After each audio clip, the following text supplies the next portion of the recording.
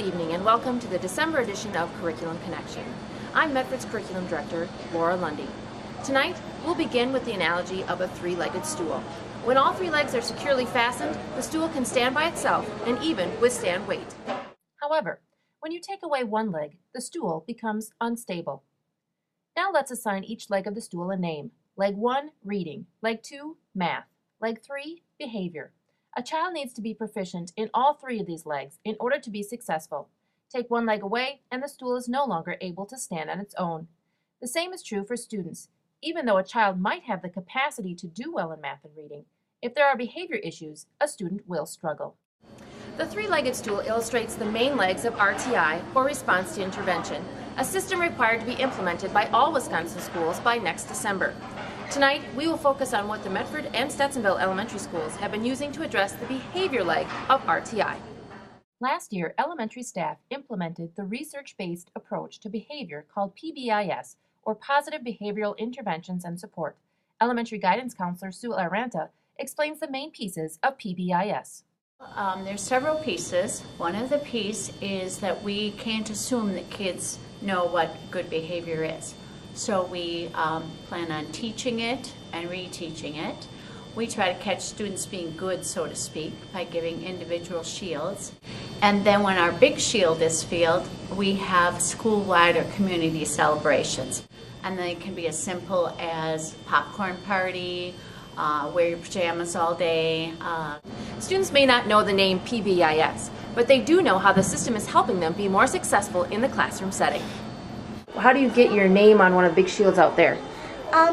Because you be good and help somebody.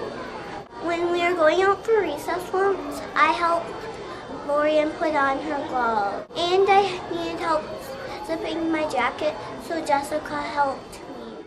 Although PBIS creates an environment where students want to follow the rules, some students, just like in math and reading, need additional interventions.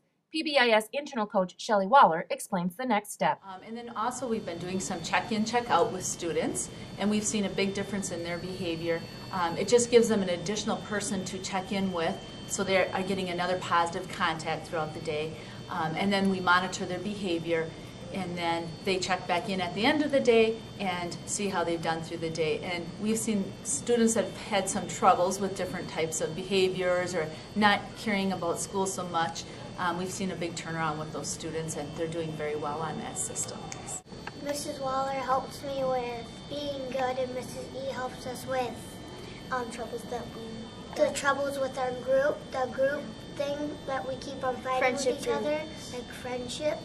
If you are good one day, you want to be good the next day. Each year, parents are informed of how PBIS works and are encouraged to continue its methods at home.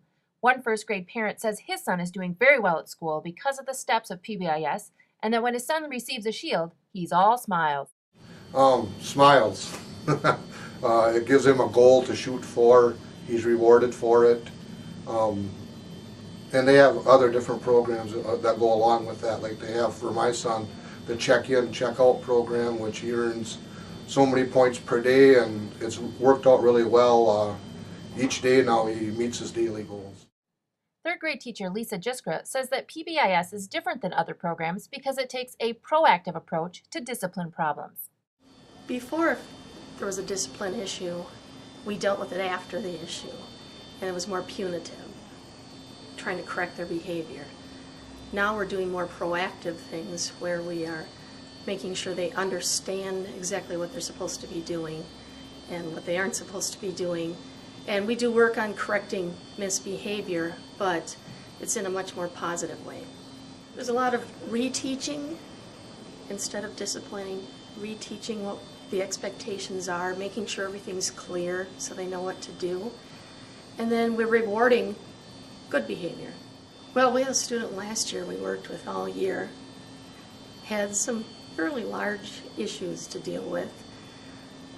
His attitude this year is so positive. He stops by every day and it's high fives and smiles. And as with anything new, PBIS has its supporters and its critics. Critics of PBIS believe that the program rewards bad behavior because all students, even the students who go to the principal's office, are allowed to participate in school-wide rewards. Mrs. Waller and Mrs. Alaranta explains. The PBIS program is set up where you must have in place a universal level. And with that universal level, PBIS requires us to have some kind of positive reinforcement in place. And so what we have decided at Mays and Stetsonville is that we have developed the big shield and the students earning little shields. All students have the opportunity to get those shields, and when the party has come, they've all contributed to earning that party. So all students need to be included in that celebration. This is really trying to get kids to stay into the classroom more, because obviously if they're not in the classroom, they're not learning, and that certainly hurts or increases dropout rates and things. I like when we hand out shields and they're so proud of themselves. And we show everybody the class the shield, and then they get to go put it up on the red shield, and the whole school can see it. And as a mom, my son brings home his shields when they take them back down, and his first thing he has to do after school is show me his shield. To be successful, students must be proficient in all three legs. PBIS is the way the Medford district is balancing out the stool so that students can stand on their own and withstand the weight and pressures school can bring. For Curriculum Connection, I'm Laura Lundy.